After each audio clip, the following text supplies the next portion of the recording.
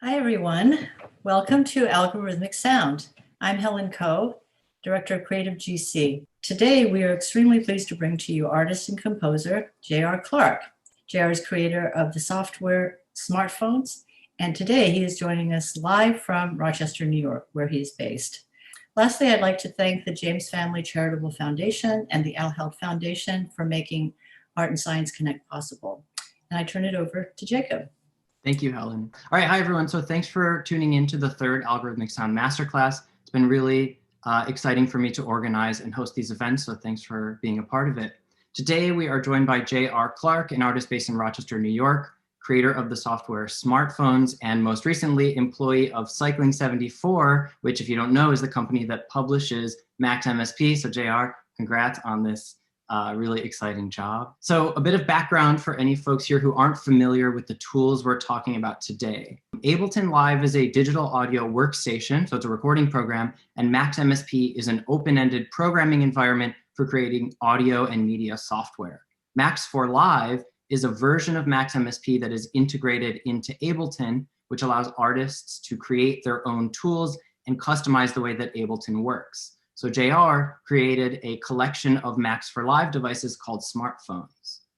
I was really excited when I first discovered Smartphones earlier this year for two main reasons. First, these devices are designed to be networked together, which means that you can create expansive systems without really knowing how to program. So it kind of takes some of the workflow of modular synthesis and brings it into Ableton, which is really exciting.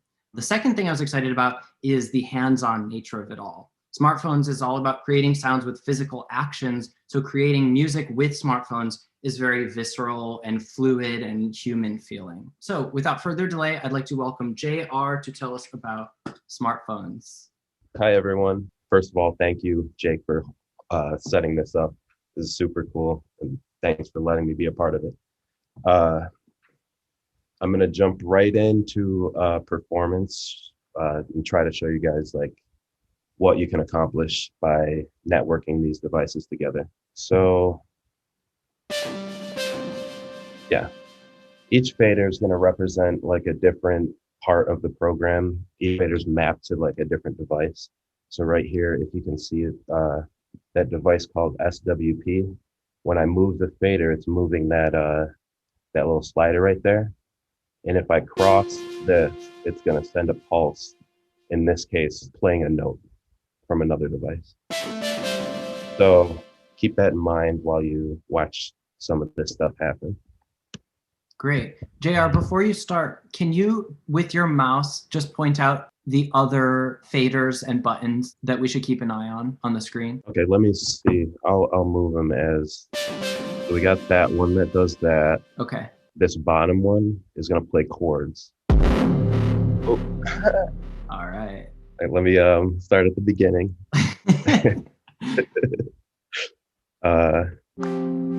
We've got that one. This fader right here is going to trigger this clock to start. So when I have it up, the clock started. When I pull it down, it'll stop. I'll show you that in a second. That's how I'm going to start. And not sure if I'll use these, but these are, I guess you can't see them right now, but like these correspond to different notes on my MIDI controller. So those are buttons triggered by buttons? Yeah, these are just buttons. Okay. Live see them as notes. So, but like you can divide them up like that so that each note does a different thing. Yeah, so let me start. All right, thanks.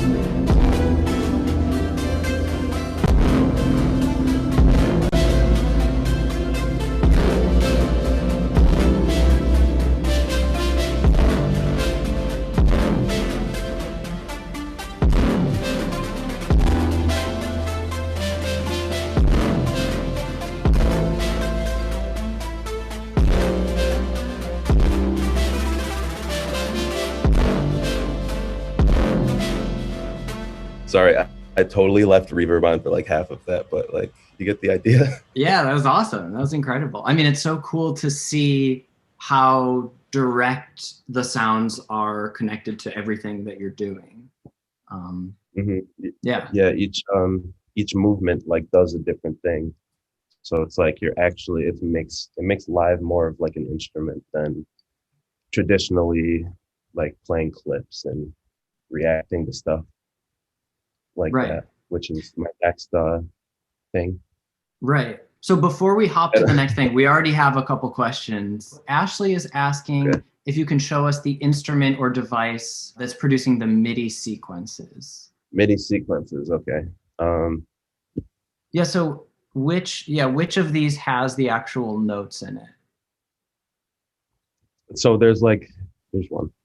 So this is what I use to sequence the notes. You load these notes in, you can choose more or less. Which is this? Which device is this? Oh, this device is called Ring. I wish this hand wasn't here because I have a MIDI controller.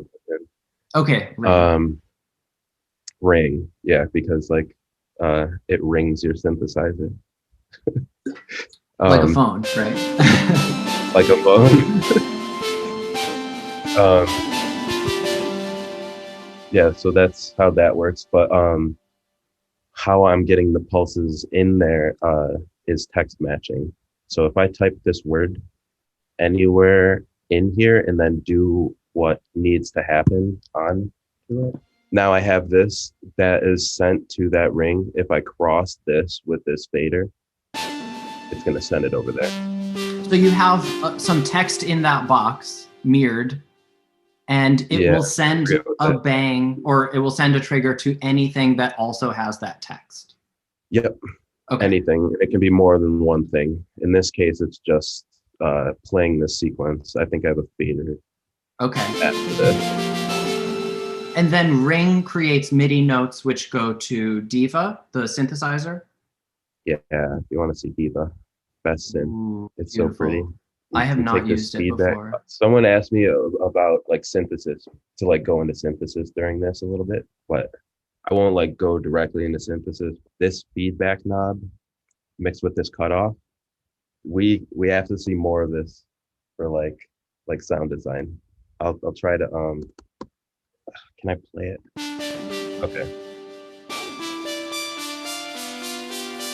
So that's just the regular sound. The cutoff's probably going like this. If you drive this a little bit.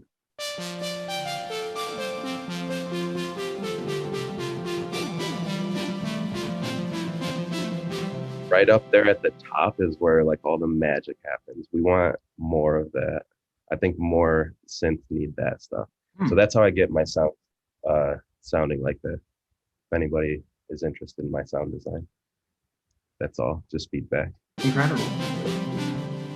It adds so many like interesting, weird, distorted artifacts into the sound. That's incredible. Yeah, and it never does the same thing twice is the thing.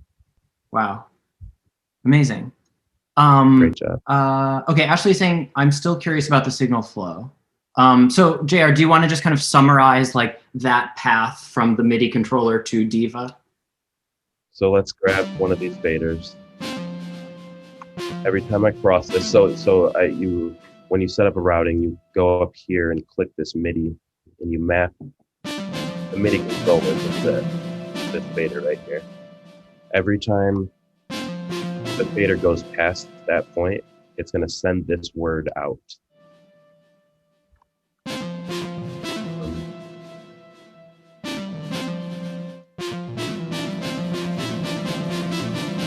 You can see this box lights up. That means it's being triggered by that fader. So that note is being played into. This probably looks obnoxious. I can see why she might be confused. It's being played into D over here. Actually, well, I do need that, but you can ignore this. So it's just the signal flow is left to right. It was being played, and then it's going through a delay, going through EQ, then mastering effects over here. The main thing is just like the text matching. I think might confuse people. That's a very new concept with smartphones. So Ashley is asking specifically, are you playing the notes individually or are you generating them with other parts of the set, e.g. arpeggiator, procedural methods, etc.? So I think it's actually pretty simple, right? You have the 4-note sequence programmed into Ring, and every time it receives a trigger, it just proceeds through the sequence, right? Yeah, it plays the next note. You can have just one if you wanted, and it'll play the same note every time. If you have more than one, it'll keep going. Right. So Ring it's is just just a sequencer. The most basic sequencer you can have. Right. So yes, Ashley, text matching is like sending CV. It's like connecting two things with a patch cable. So the bangs from the original device are received by Ring because they both have the same text. Somebody is asking if you could talk about at the bottom of Ring. Seems like they handle how notes pass through. That is kind of like advanced Ring usage, right? I guess it is advanced, but like it definitely needed to be there just because of the way instrument racks work. Like the most important feature I think at the bottom is this thing right here, which does block MIDI from coming in. This is the default right here. It won't let MIDI, like if I turn this on and I play this one, it's not going to let the MIDI pass through, which is really important when you get these instrument racks going. Like this is me playing a note into this instrument rack, but it's not being heard by this synth because I have this. That's what that's there for, to block MIDI that you don't want to come through. Perfect. It has to be there. There's that, and then this is for this is called on-off mode. If you want to leave the notes on and wait for another pulse, to turn it back off.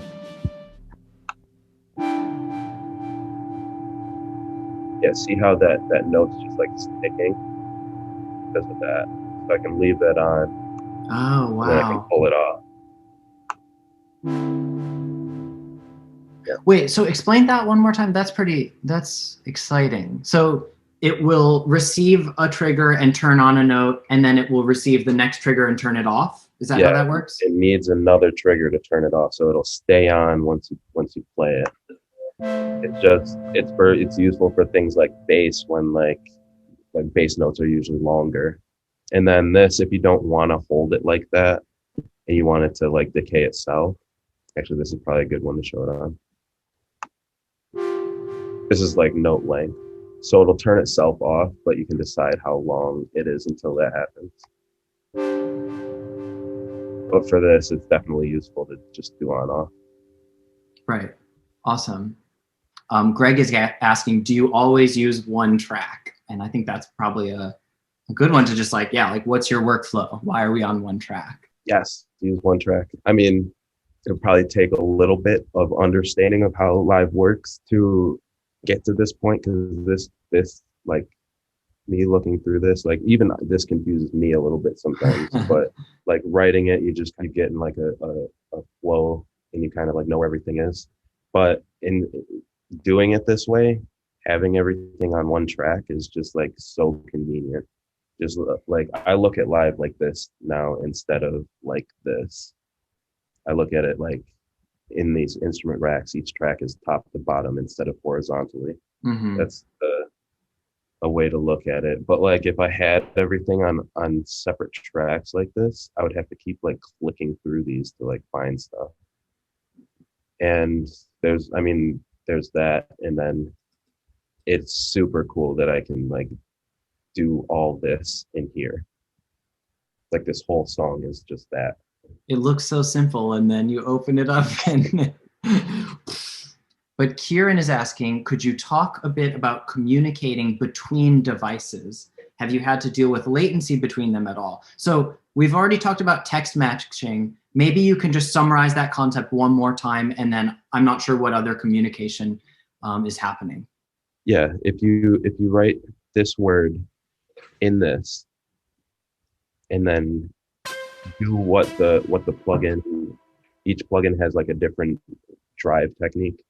This one is sliding a fader past this thing. that will trigger this plugin to send this word out, just out. And then you can receive it on any one of these. Usually the sends are colored, but the receivers are this like default color from Max. So if you put the same word in there, then that's how you like activate that sequence or activate that function of the plugin. For latency, there's not that much. It's really cool. There's a little bit of latency for minutes, but I don't know why. I really don't. It's just like the way it is. Minutes is the clock, right? Minutes is the clock, yeah. But I made it so like I'm not concerned about latency for that. It like you don't even notice it. But like while you're playing with these faders, you don't notice any latency. So I guess the only communication between the devices is mapping from the MIDI controllers, text matching, which you've explained pretty clearly, and then some of the devices also send out MIDI notes, right? Mm-hmm. Yeah, Right. Ring's the only one that sends the MIDI notes, but like pretty much everything up until that point is like working together to make those notes happen. So they usually end up like your whole patch like end up playing a ring. Oh, You know? wow. Right, I didn't realize that. Ring is the only MIDI generating smartphone. Besides, there are, if you know, Dan Dirks made a really cool. Well, I kind of adapted his device. So we have like generative sequencers, actual like sequencers. Ring would be like the most basic, but there's this device on my website called Lil Concepts, which is Conway's Game of Life inside of a plugin. Wow. And it also sends pulses to the rest of the smartphones. So if you want to get like generative, if you want like something more advanced than Ring, what Ring can do, Ring can't do that stuff. Like check that one out. Super intense. Yeah, right. So I forgot about that. There are a handful of other sequencer type devices. So JR, Dan Dirks, who you just mentioned, is suggesting in the chat that it might be useful to kind of like open a fresh session and sort of build from the ground up a really simple smartphone's signal flow. Oh, well, I do have this demo. I probably should have done this first. Okay, let's do it. Cool. So that's how I check the notes work. We got this little trigger right here. So that's playing a C3 through Diva. Diva's the synth. Ring is making the MIDI notes to trigger the synth. Yep. Got it.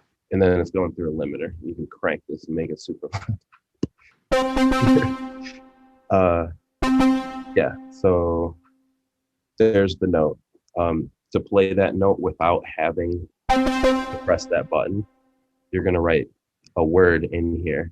And then you take that to a drive technique. This dial has a couple drive techniques. This drive technique up here for the pink boxes is just MIDI passing through it. So every time I play a MIDI note through dial, it's going to count up with one of these boxes. And on the number 1, it's going to send demo out to Ring. So if I play a MIDI note right here, you'll see it's playing that and I don't have to press this.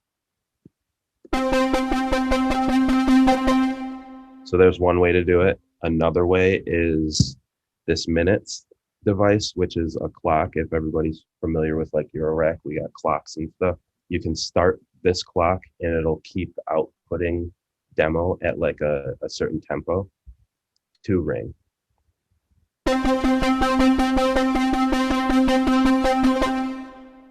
You know what I mean?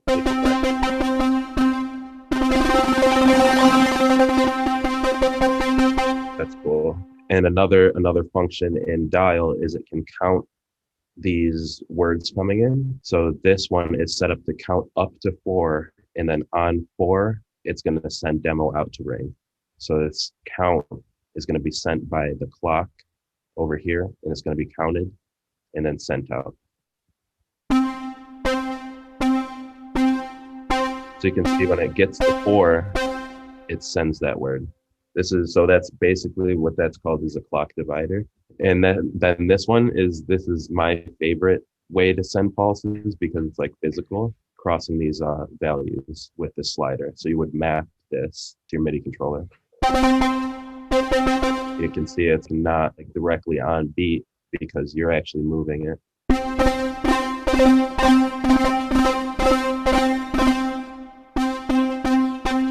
Each of those sliders can have 4 cross-point triggers, right? Yeah, if you want, you can set up these ones too. You can have 8, and then if I send this out, if I slide these, it slides them both, so you can get all 8 of those triggers out, which is useful for stuff. So you can get all of these other sort of like action types to do all sorts of MIDI trigger things. It really like brings it to life. Yeah, this one's my favorite. Awesome. Well, I'm just poking through the questions to see if there's anything directly related to what you just talked about. Are there scale presets for ring? No, ring is meant to be like the most basic thing ever. Like if you would want a scale for it, there's already a scale device in Ableton. So what I would do is just put that after ring, and I do that too. Mm-hmm. Which makes it, if you want something like that sounds good really quick, it's a very easy way to do that. I have this folder, here's all my smartphones, and then I have this pre-made device called RNG, stands for Random Note Generator. I can take this out because I'm using this one. So this note's gonna go into here, and then it's gonna get randomized. And then here is a scale. So it's going to keep whatever I play, whatever this plays, which is it's just going to play C3. It's going to get randomized and then scaled. So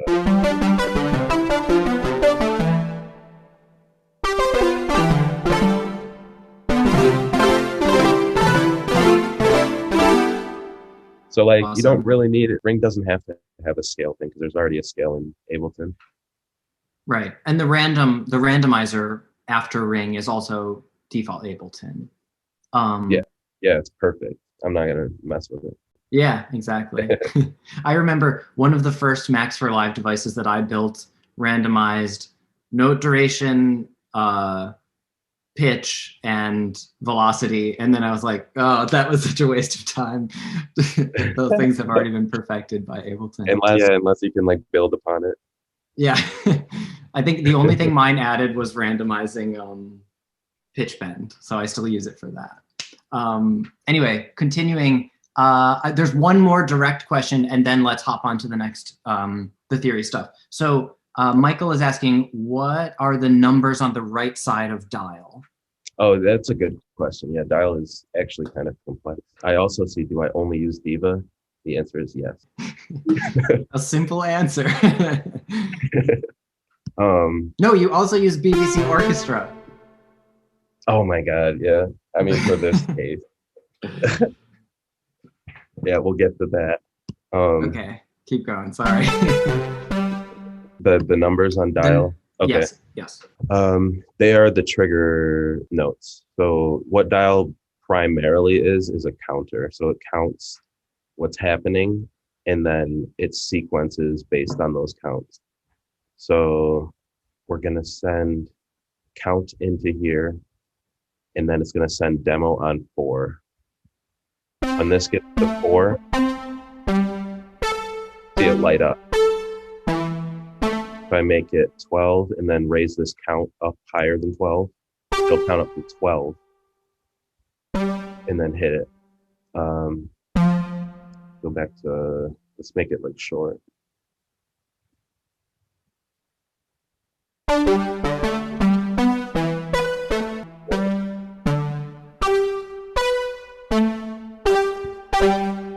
Let's say when this hits 2, every other pulse is going to get hit until this number runs out.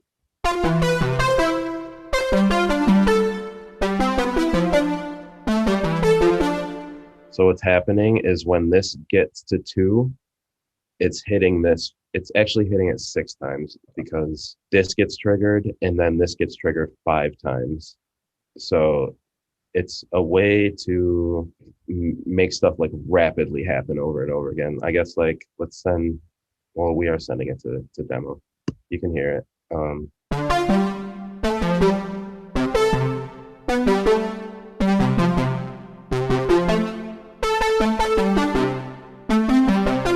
If I raise the count, it'll be like spaced further away. Can we hear that with the faster clock? Faster clock, yeah. Yeah. Yeah, we can make it go crazy.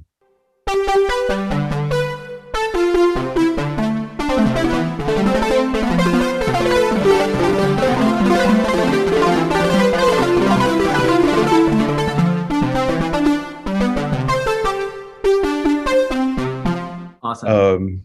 Oh, and these ones down here at the bottom are just, the only thing they do is shut it off after a certain amount of times. So say this whole thing happens 3 times. I'll show you what that looks like.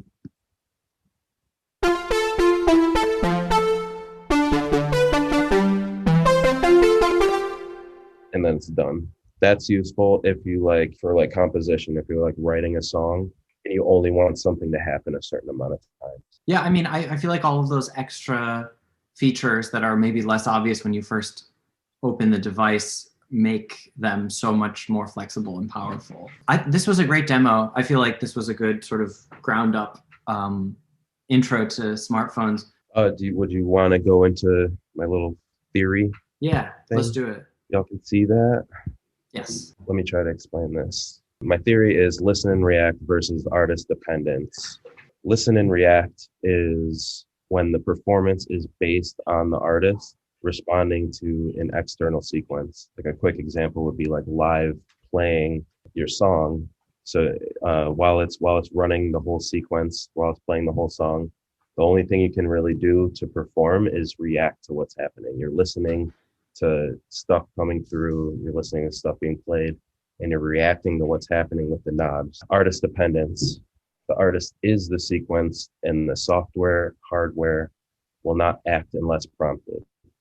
That's smartphones, what you just saw there. They won't move unless you tell them to, pretty much, by like moving a fader or pressing a button or like setting up whatever drive technique. They won't do anything unless you tell it to. So I got some examples. In live, you program your scenes, you program your performance effects, keep those in mind. So you write your whole song, and then you launch the first clip or the scene, and it starts playing. After that, it like doesn't actually need you. It's just gonna keep playing the song. To make it more interesting, you have to begin the listen, react part and mess with it. You have to like mix and match your clips. You can adjust your effects. You can play an accompaniment on a keyboard if you have one. So you're listening to what Live's doing, and then you're like playing along with it. I can explain it for like a DJ mix. This is like stringing songs together to like make people dance. First, you select a song, you load it into your deck, and then you press play. Right when you press play, we pause artist dependence. The song is just going to play. The only thing you can really do is like listen to it and mess with your performance effects. You can scratch. It's pretty much like Ableton. That's how you like make it more fun, is like do cool stuff.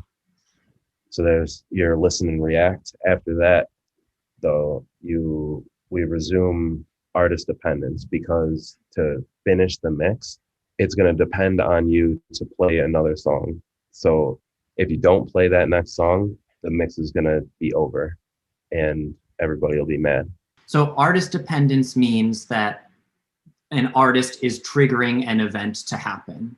And in the examples you've shown so far, both sort of like the clip-based approach to Ableton and DJing, the amount of events triggered by the artist are pretty minimal, right?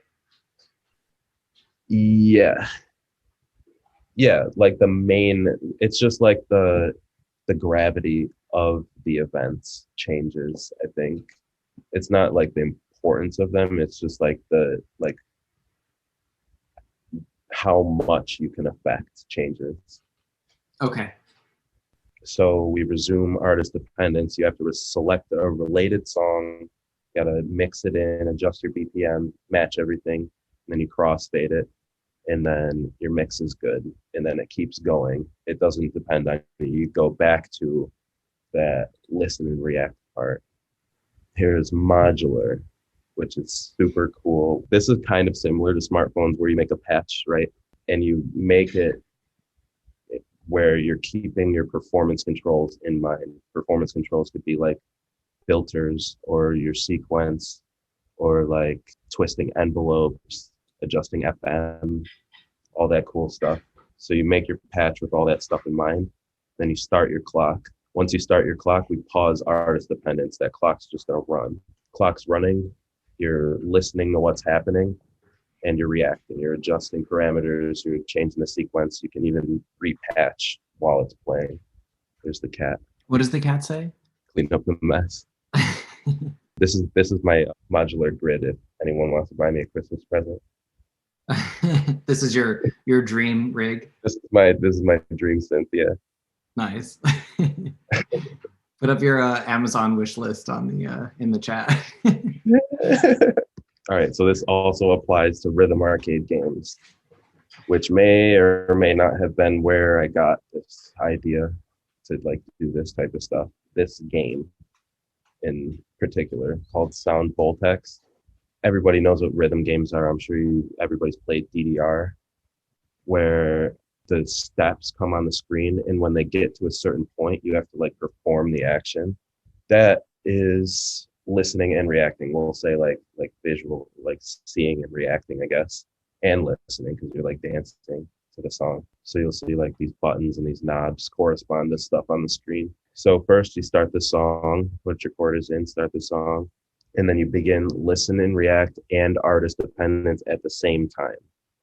Because artist dependence, because with this clear, if it falls below a certain point, you're going to fill the song and then the music stops. So it does depend on you to keep the music going. You're not like playing notes or anything, but like, well, in some cases you are. I think, yeah, I don't know. Look up this game if anybody's interested. This game is so like super cool. How did this type of game, or this game specifically, trigger the idea for smartphones? Unless that's something you're going to answer in a minute, but I'm curious. I mean, probably this is the first game I've seen with knobs on it like that. Like watching people use these knobs is insane. And like, I wish I could show a video of it like being played. That's why like everybody should look this game up. The stuff on the screen is like happening so fast. People get really good at it. I feel like people that are good at this game will definitely be good at smartphones.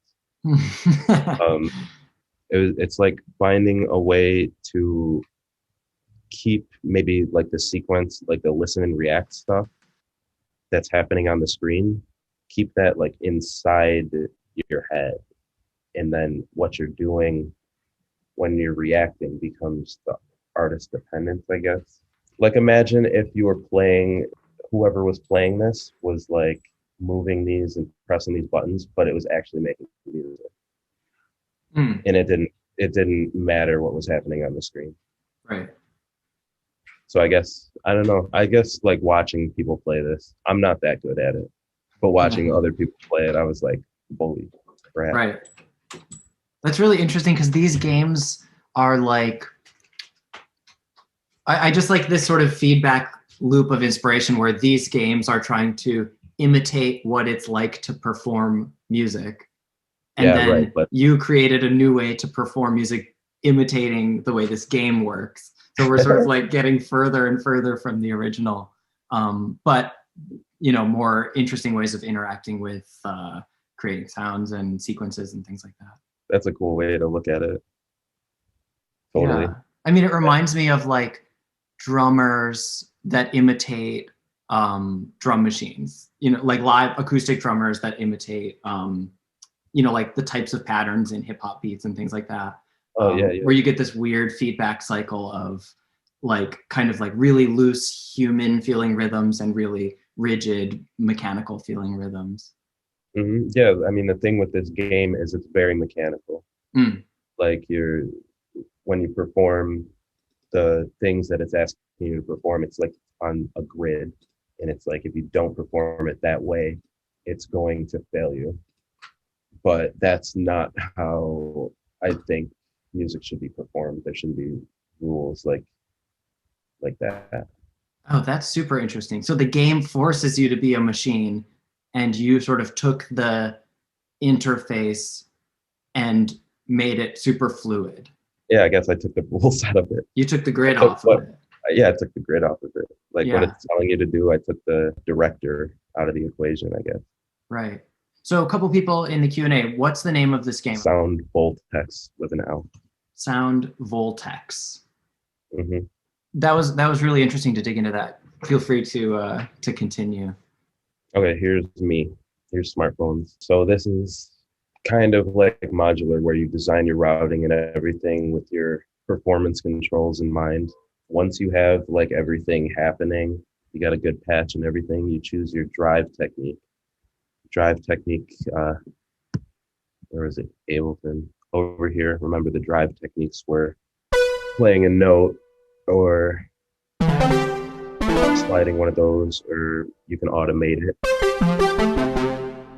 Drive techniques. Once you send that first pulse, you pause artist dependence and begin listen and react. You listen to what that pulse did. And the only thing you would want to do between then is like adjust parameters if you need to. It kind of makes sense to someone if they like are into like patching and stuff. But after that, there's not much to really do besides you get the control back and then you send your next pulse. It's kind of the same. You still have artist dependence and listen and react, but like the speed of giving up and getting control back changes. It's like immediate. Mm-hmm. So it like, and you wouldn't ever think of this stuff while you're performing with them. It's just like so immediate. Yeah. That's really interesting to think about, kind of the time scales of these cycles and all the different approaches to performing electronic music. And one thing that this brings to mind, thinking back on the past couple of master classes, both Mark Fell and Malitzen mentioned this thinking in performing live with electronics where, you want to prepare a set that's going to be kind of reliably good, but also incorporate the possibility of spontaneity and improvisation. So I feel like smartphones is a really interesting balance between those two sort of forces, right? Where you can kind of, like you said, you have some sort of pre-baked elements in there that you can trigger to happen, but you also really have to like trigger every single event and respond to it like in the moment. Yeah. Which could make it sound kind of random. Right. If you don't know what you're doing. Yeah. I mean, can you talk a little bit about your, like the way that you approach preparing a live set, sort of thinking about those forces? Like, is there a lot of flexibility to make things different, or do you kind of plan each event like in order? I think like what I want to do, like for my personal like taste in music, Mm-hmm. I like me personally, I use these very deliberately. Nothing's ever random. Mm-hmm. Like I want to perform what I want to perform, and I want the patch to be like iteratable. Like I want to keep like developing the patch. I don't want it to be completely random, because then I can't like do the same thing that if I do something I like, I can't repeat it. So yeah, there's not too much random for me, but like you can do random stuff or stuff that sounds random. Like I think something that's more interesting than something that's random is chime signatures that people don't understand. Because that gets the same effect as something that's random, but like more mechanically, and it repeats. So it's like, it's interesting. Like random is, I don't know. I really don't like random stuff. Yeah. It has to be replicatable. Instead of making stuff random, just like take dial and mess up all the numbers. Mm, And it sounds random, but like it'll loop. I gotcha. So rather than literally spitting out random data, sound data, you prefer the idea of creating like the complexity that would feel random, but still Yeah. has kind of like reason behind it. Yeah, you still get the same effect, but like you can look at it twice. Right. Priyanka's asking if you can talk about your journey learning Max for Live and what your references were when you started out. So I don't know if you want to dig into the sort of your Max MSP story, or if you want to sort of save that for later, but I think it'll be interesting for everyone to hear about it. Well, I first heard of Max when everybody else did, probably like, well, not everybody, but when Ableton came out with Live 10, you know, and the convolution reverb was like the thing to get. And then you open that up and it's like, what? I'm never gonna like mess with any of this. This looks stupid. Like it's so complicated and intimidating. Like I didn't know what to do with it. But then um I don't know, I just like put it away for a while, kept making music.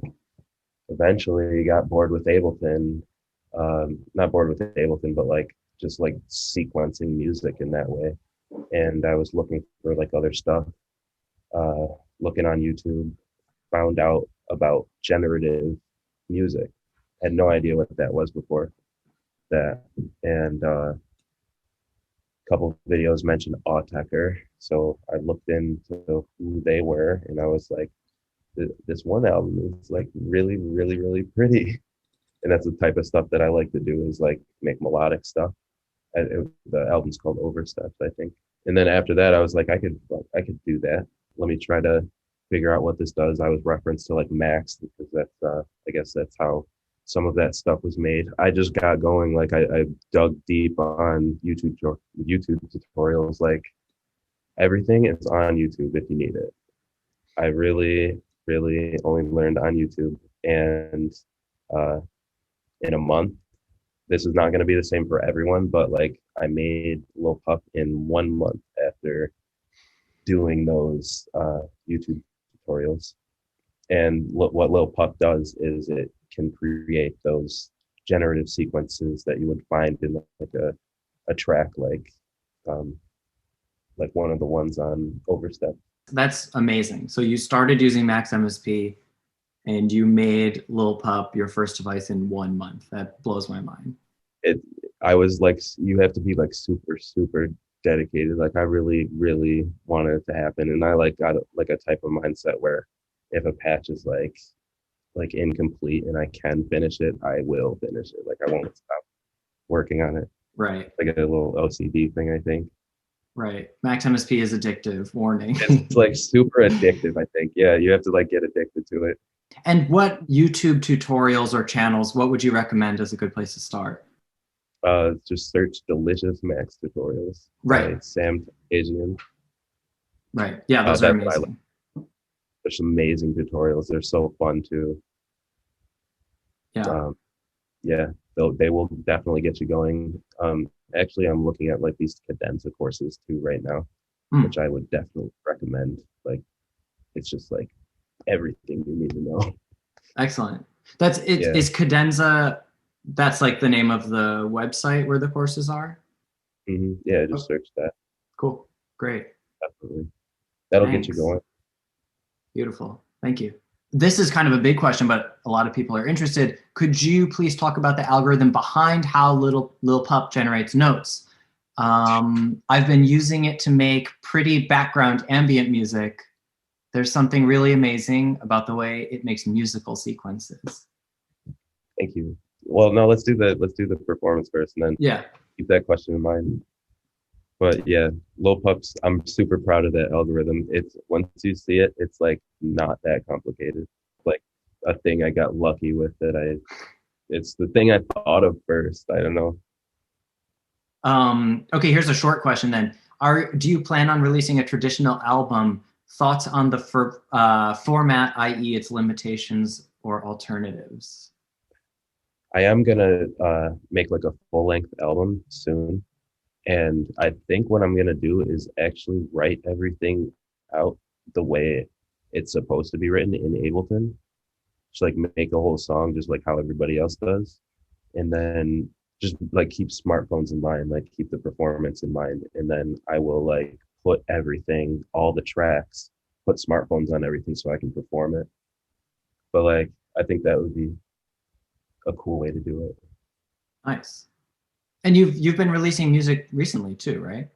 Yeah, I got a couple little albums. They're pretty cool. And how can we find them? They're on YouTube, right? How do we get to those? Yeah, RJ Online 00 at YouTube.com. Okay. I got a pretty heavy one and then some ringtones. Nice. I actually like made the whole Apple library, which I heard Owl City did that before me. So I would wait, what do you mean? What are you talking about? Maybe I could like I should have like opened them. I like if you go on the YouTube, the album is called Dancing with the Stars, and it's just like down the list every Apple ringtone. Oh. Like you sampled the ringtones or you remade the ringtones? Oh no, yeah. I like made them. Like I matched the synths and then like I performed them with smartphones. It's obnoxious. Amazing. I have to go check that out. I haven't heard it yet. Okay. But I love the first one, the album you released before that. Drama Club. Yeah. That one's super heavy. Yeah. Cool. You wanna are we good to go for the next performance? Oh, this one doesn't even use the controller. This one I sequence the drive sequence or the drive technique is using passcode. This is an input matching device that sends pulses out, meaning if I hit J, it's going to make the sequence move forward. So a J would be that, an O would be that, a Y would be that.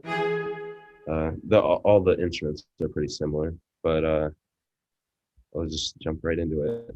So it's, sorry, just before you do it, it's every section of passcode is being triggered by a different key on your laptop keyboard. Yes, I'm on my laptop keyboard.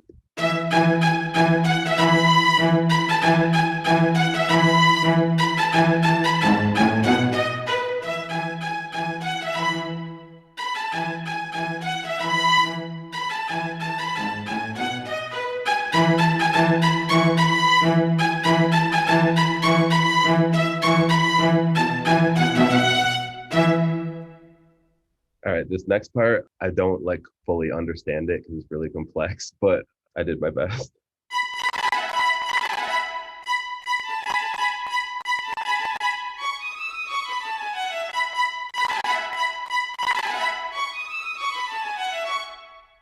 You know.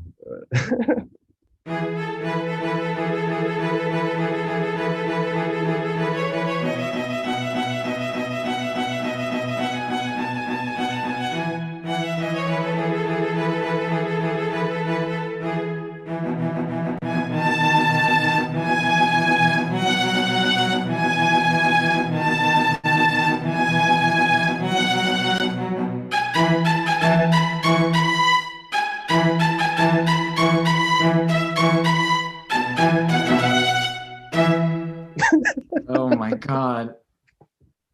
Vivaldi is in smartphones.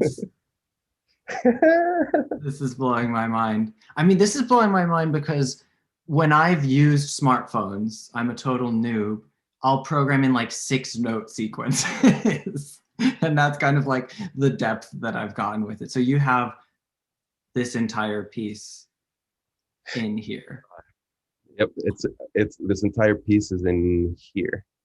It's all in the instrument rack itself. There's no MIDI in any clips. That's I could amazing. take this and I can bring it. Wow. Just for the sake of time, we probably can't like do the entire like we probably can't get through all the nitty-gritty stuff of this, but just like show us a little bit of, you know, where everything is or how this rack works. So here's my drive techniques. I always put them on the left so I can like see them real quick. Here's some different, oh man. Here's some different instruments. They're different instruments and different articulations of like the same instruments. Mm-hmm.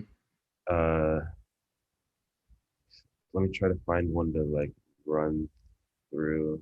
I wish like when these don't come up because this patch is so huge and I need to like help the prioritization of some of the stuff. Where is a good one to look at?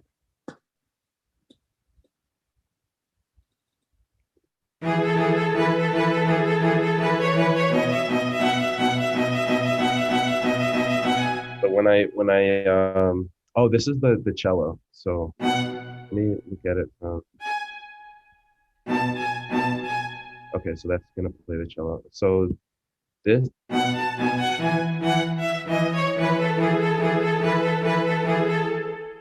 I honestly like, see, this is so complicated. Like I've already forgotten how it works. But what the general thing, like a MIDI note is, or Rush is being sent here. Rush is playing the violin, and then every other violin hit, it's playing a note from this cello.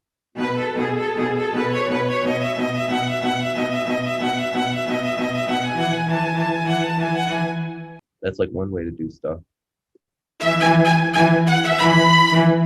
But I feel like even just sort of flipping through all of the different instruments, I just get the general idea. Let me try to. That like these devices can be networked. It's endless, right? The amount of complexity you can build into networking these devices. Yeah. I mean, I think the main thing that is important is the way these rings are working together to hold all of the different riffs in this song. That must be a cello. Let's try to find a violin.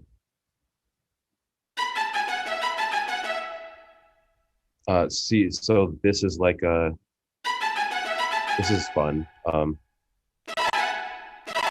This is really like CPU intensive right here, but that's all that thing is like doing is so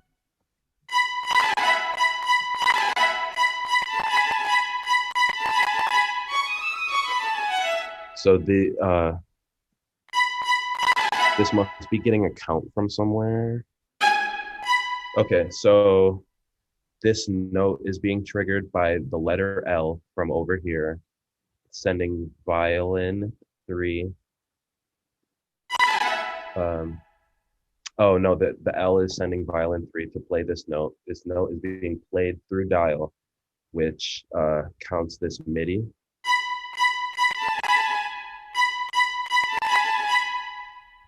Oh, it's actually counting something else, but then sending this out eventually to this, which makes that little thing happen. And here's another one that it's making happen at a different time.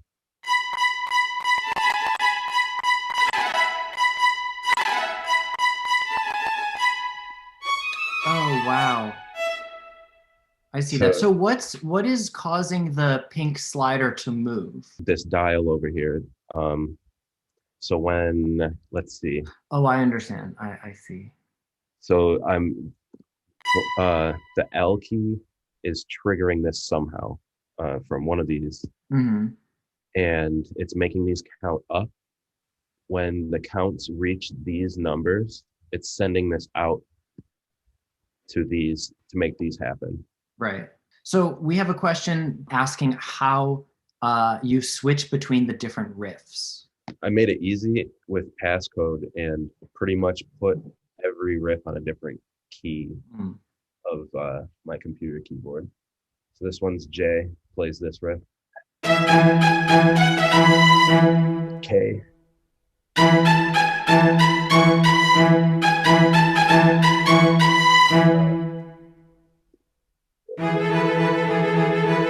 like the keys here. That's how I chose to do it. You can do it in like different ways, but this is definitely like the simplest. Like another way you could do it is have everything inside one of these chain things right here.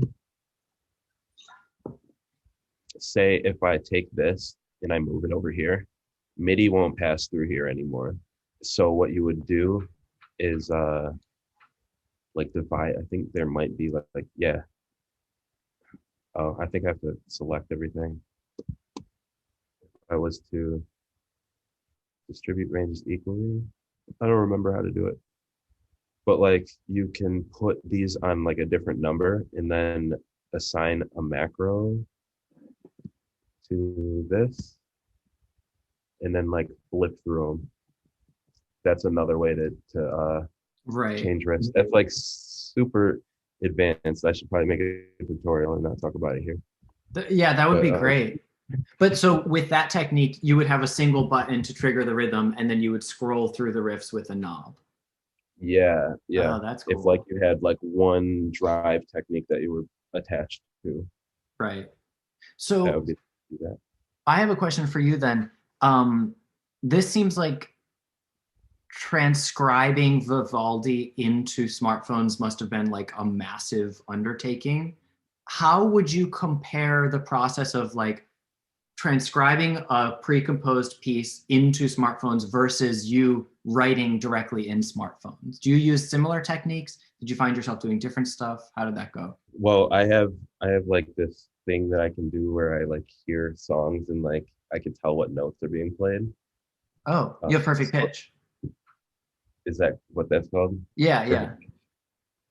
I mean, like I don't know what notes they are, but like I can figure it out. And then so like I didn't look at the actual musical notation to do it.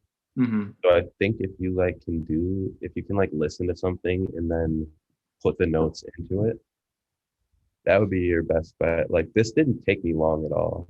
Because putting the notes into Ring is like super easy, right? You just like pick which notes they are, and then the drive technique decides when they get played.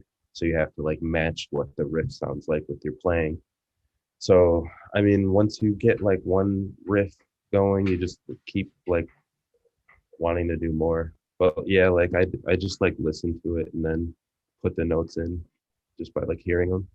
Gotcha. So the process of transcribing Vivaldi was not that much different from when you like are putting together your own pieces. No. Cool. Yeah, because the way I would do my music would be like as deliberate as this, pretty much. Because I know what I want to happen. I have my drive technique in mind. I think this was like a really good example of like what I can do with these. It's really cool to see for myself. Totally. Okay, so another question that I think is maybe a good place. It might be a good way to sort of summarize the whole thing. Let's just like zoom out and think big picture about this. How would you build a full live set with smartphones? Could you fit a bunch of different songs into a single set? So Sean is asking this question, and he's asking if you were to do something like that, would there be CPU issues? No. Good. The CPU, I mean, the main thing is like I always run live synths. So that's the problem right now, is like how many synths your computer can run. But these do not take up any CPU. I mean, if you were to build an entire live set with like stuff as like insane as some of these routings, it would take forever to load. But I mean, that's probably about it. It's just like the CPU is more directly related to like the instruments you're running and if they're live or if they're like samples. Gotcha. So if you were putting together a live set, would you have a separate track for each song? You could, or you could go like this.